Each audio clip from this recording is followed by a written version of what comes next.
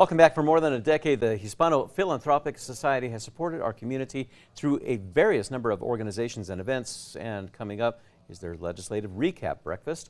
Attendees can hear from a panel of our state's top leaders as we recap the recently concluded legislative session. We're joined this morning by Executive Director Amanda Aragon, telling us more about this upcoming event. Amanda, great to have you with us. Thanks so much for having me. Absolutely.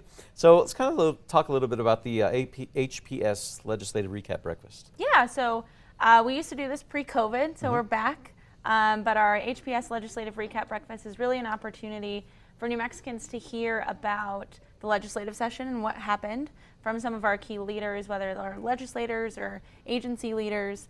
And really our focus is what happened that will affect families and students across the state of New Mexico. And of course, we're coming off a 60-day session this year, so a lot of time was invested in all this. Right, 60 days. So our question is, what did we do? What can we all as New Mexicans look forward to in terms of making progress for New Mexico families and New Mexico's education system? And this breakfast is open to anyone, correct? Correct. Anyone can register. All of the information is on the Hispano Philanthropic Society website, which is part of United Way.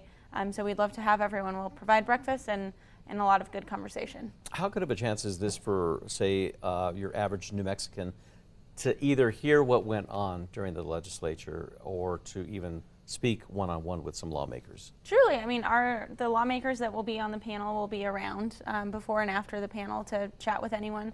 But I think it's really important that kind of your quote-unquote everyday New Mexican attends events like this, because we should all remember these are our elected officials. There are representatives up in Santa Fe, and so it's really important that everyone in our community is aware of what they stand for, what they're advocating for, and what they're actually accomplishing in Santa Fe, so that we can all be informed voters and informed citizens. Any limit on questions or what they can, approach lawmakers with, or? No, I mean, I would say our focus for the Hispano Philanthropic Society is kind of under those two major categories of the United Way, both family stability and educational success. So we'll frame the conversation around those two issues. Okay. But if someone wants to have a conversation with a lawmaker before or after the panel, they're certainly welcome to have any sort of conversation they'd like. Let's give the folks at home a little bit of background on HPS. Yeah, so the Hispano Philanthropic Society is now over 10 years old. We're a donor group with the United Way.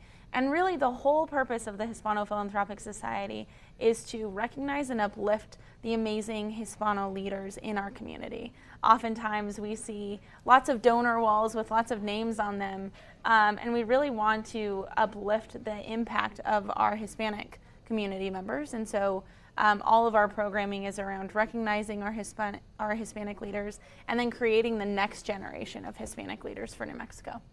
Okay, so for this wonderful breakfast right here, you can either scan the QR code right there on the screen, or let's give everybody at home a little bit of details of when, where, and the time it's going to happen. Yeah, so it's next Wednesday, okay. Starting at 7:30. Breakfast will begin about 8, and the panel shortly after that. We should be wrapped up by 9:30, and it will be at Hotel Albuquerque. Okay. No cost to attend? No cost to attend. All right.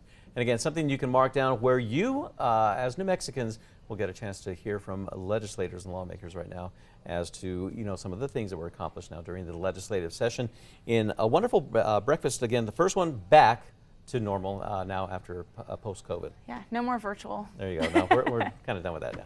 Amanda Aragon, thank you so much for joining us. Thank you. Yep. For a full recap of the entire interview, we will have it later on this morning, always on KRQE.com.